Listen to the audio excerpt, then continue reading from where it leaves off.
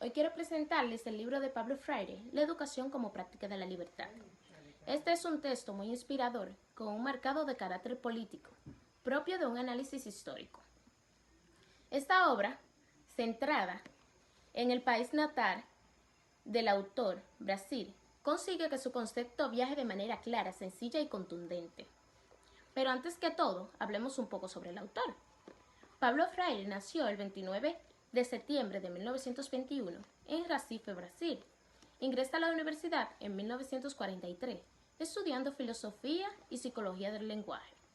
Un año después, se casa con la maestra Elsa Maya Costa de Oliveira y posteriormente practica junto a ella el llamado método Pablo Freire, con el que enseña a leer y escribir desde una perspectiva crítica a las clases pobres de todo el país, alcanzando así una extraordinaria popularidad, tanto nacional como internacional. Entre sus obras se puede destacar La pedagogía del oprimido y La educación como práctica de la libertad, que es de la que le estoy hablando hoy. Tuvo diferentes reconocimientos, entre ellos el Premio UNESCO de Educación para la Paz y el Andrés Bello de la Organización de los Estados Americanos como educador de continentes en 1992. Además de recibir el título doctor honoris causa en 27 universidades internacionales. Esta obra, desde el primer capítulo, que es la sociedad brasileña en transición, la visión del mundo y del ser humano de Freire, se perfila entre el deseo y la fe en la especie. Así expresa que el hombre es un ser de relaciones y no solo de contacto, que no solo está en el mundo, sino con el mundo. Apuesta por la educación crítica como vía hacia una sociedad futura y democrática, así como un carácter altamente elevado del concepto, atribuye una matiz profundamente humanista al mismo. A la vez, se encuentra en una relación con la libertad en el sentido más puro, acariciada por el amor, la tolerancia y el ser en todo su contexto. En este sentido, se aprecia una idea que se aleja de la práctica que pudimos haber vivido. Encuentra impregnada la esperanza y la radicalización frente al sectarismo como mecanismo de ruptura y escape de una sociedad que considera a las personas como cosa.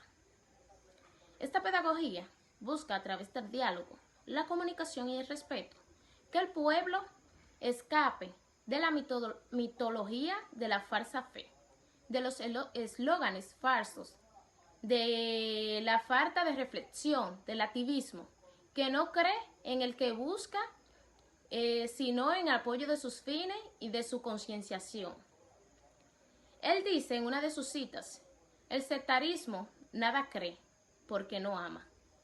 Entiende que buscando en el escenario de la inexperiencia y de la opresión, la educación debe enseñar a leer el mundo para transformarlo y liberarlo. El único camino que encuentra es la participación, la construcción desde una ciudadanía activa a conciencia histórica.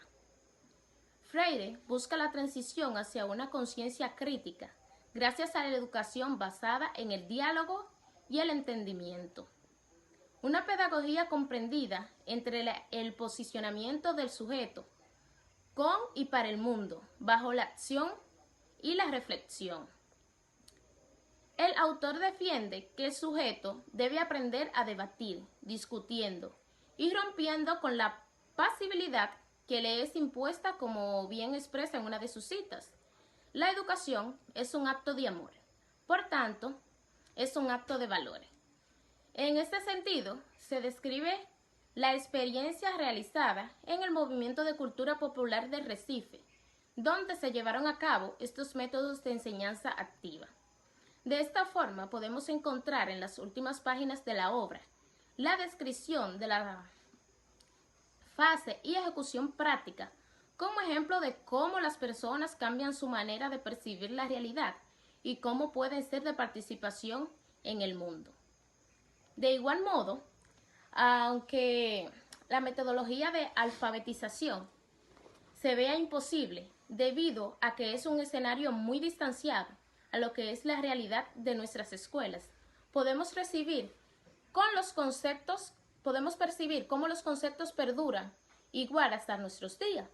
Son latentes en la medida que construyen aquí y ahora una visión crítica de la enseñanza bajo las palabras y la acción propia de aquel deseo del cambio con el mundo y para el mundo.